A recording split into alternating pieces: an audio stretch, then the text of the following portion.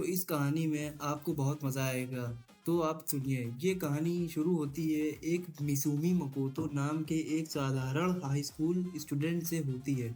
एक रात अचानक उसे चंद्र देवता सुकुयोमी दूसरी दुनिया में बुला लेते हैं।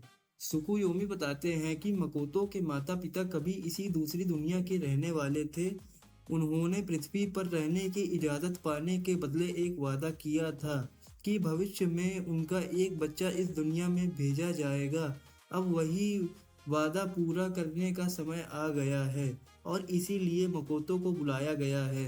सुकुयोमी मकोतो से माफ़ी माँगते हैं क्योंकि वो उसकी और मदद नहीं कर सकते।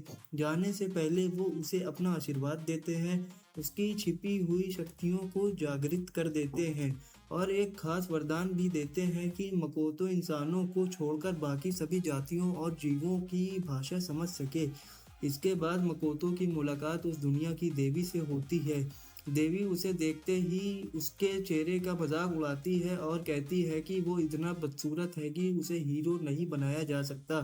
वो उसका हीरो का दर्जा छीन लेती है और बिना किसी रहम के उसे दुनिया के सबसे खतरनाक वीरान इलाके यानी वेस्टलैंड में फेंक देती है। वहाँ मकोतो लगभग 3 दिन तक अकेला भागता रहता है। उसे भूख, थकान और कई खतरनाक मॉन्स्टर्स का सामना करना पड़ता है। तभी उसे एक हाईलैंड ऑर्क लड़की एमा मिलती है, जिस पर 2 सिर वाला भेड़िया हमला कर रहा होता है। मकोतो पहली बार अपनी नई शक्तियों का इस्तेमाल करता है और बहुत आसानी से उस मॉन्स्टर को हरा देता है। तब उसे एहसास होता है कि इस दुनिया में उसकी ताकत आम इंसानों से कई गुना ज़्यादा है। एमा उसे अपने गाँव ले जाती है। गाँव वाले पहले उससे डरते हैं, लेकिन बाद में समझ जाते हैं कि वो उनका दुश्मन नहीं है। एमा बताती है कि उनके गाँव पर हमेशा घना कोहरा छाया रहता है, जिसकी वजह से खेती नहीं हो पाती।